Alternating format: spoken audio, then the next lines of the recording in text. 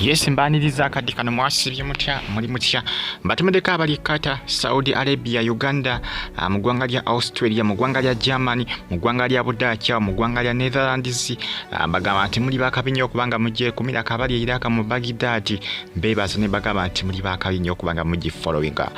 Bugingo is not a good benchmark, is not a good benchmark kwagamba kyogere ntya. Bugingo not a good benchmark of a good pastor. It's not a benchmark of a good pastor. Yeah. Ye pastor Bugembe ayogera bwatyo agamba nti Bugingo oba pastor Bugingo is not a good benchmark of a good pastor. Ye bwatyo bwakola ki? Ye bwatyo bwagamba pastor Bugingo oluvannyuma lw'okuvaayo n'asaba essaala embi ng'asabira abantu essaala embi balumiza bagamba ati nno ayagala Katonda nti nno akole ki? Abakutekeko omukono ogw'ekyuma. Pastor Bugembe kusine bapasita bangi nnyo bapasita Serwadda bavuddeyo nga bagamba pastor Bugingo nti ebintu byakola ki? Ebintu byakola biswaza eddiini ey'obulokole era nga kiraga nti pastor Bugingo yakyasinze okuba nti naswaza eddiini y'obulokole. Nakubadde bapasita bangi nnyo be bagamba nti bagiswaziza naye ate ye pastor Bugingo ate agiswaziza intentionally, agiswaziza publicly, agiswaziza internationally. Bapasita bangi bavuddeyo nga bagamba Bugingo nti yandibadde akyusa mu ngeri gye yeeyisaamu n'engeri gy'asabamu. N'engeri gy'asabamu omuntu ng'oli musajja wa Katonda olina ebintu ebisinga okubyerekereza oba olina okuba ng'obikomako. Tolina kgenda ku kituuti nolandika kusaba ssaala ng'osaba ssaala mbi. Imagine pastor omulamba. Pastor Bugembe jjukira yali yesonyiwa pastor Bugingo naye pastor Bugingo yavaayo ng'amulumba olw'akayimba ke yayimba keba yakatuuma Favor. Pastor Bugingo yavaayo ng'alumba Bugembe ngamugamba simanyanga omuntu n'ova n'oyimba simanyanga ate engeri gy'alumbamu akayimba ka Bugembe simanyanga buliwo simanyanga n'obeera iro. Pastor Bugingo ate engeri gy'avulugamu akayimba ka Pastor Wilson Bugembe akayimba okundowooza mukategera bangi bakayita oba Favor, oza bakayita Favor, yamulumba Bugembe yali yaserekera Bugingo.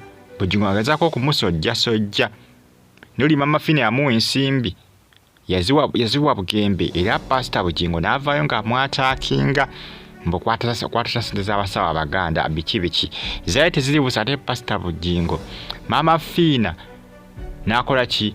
N'amulaga nti alina buzibu naye Pastor Bugingo n'akakana nga kimulidde, n'akakana nga ate yanswadde naye ng'ate yavaayo ng'alumba mama Fiina olw'okubanga kwegamba musamize. Naye ate omusamize ebiseera we yafiirwa mama Fiina alaga nti talina buzibu olina ku Pastor Bugingo. Yalumbako ne Pastor Bugembe ndowooza mujjukira gwali mwaka guwedde. Mama Fiina lwe yamuwa ensimbi ku kivvulu kye gwali mwaka guwedde.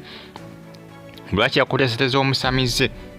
Naye ate ye nga ye mama Fiina yakola ki? Yaliwo mu kuziika naye talina kyakola ki? Talina kwegamba ekyatuukawo kyonna kyonna ekyoba ekikyamu nti omusamize yaliko ku kuziika lwe yafiirwa bodyguard we. Pastor Bugingo yakakana akoze ki? Yakakanwa aswalire ebintu ebisinga. Pastor Bugingo teyekontrolinga naye ebintu ebisinga byetagamu okwekontrolinga. Bano balina ekibagezaako okumugamba, naye Pastor Bugingo kyamulema okubanga ategera.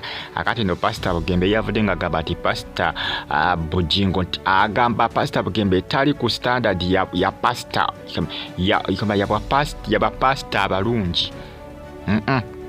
Yagamba nti si pastor mutuufu nga bwe nabagamba nti nno a good leader kubanga Pastor Bugingo alinganga mukulembeze. Luli yafiirwa omukyala wadde n'okubagiza abafamire y'omukyala eyafiira ku kyaki ye newankubadde yali ndiga. Omukulembeze n'omutuufu olina okufaako eri abantu. Pastor Bugingo abantu bwe bajja mu kyaki ye bonna babeerawo yaba balinako obuvunaanyizibwa okujja okusaba.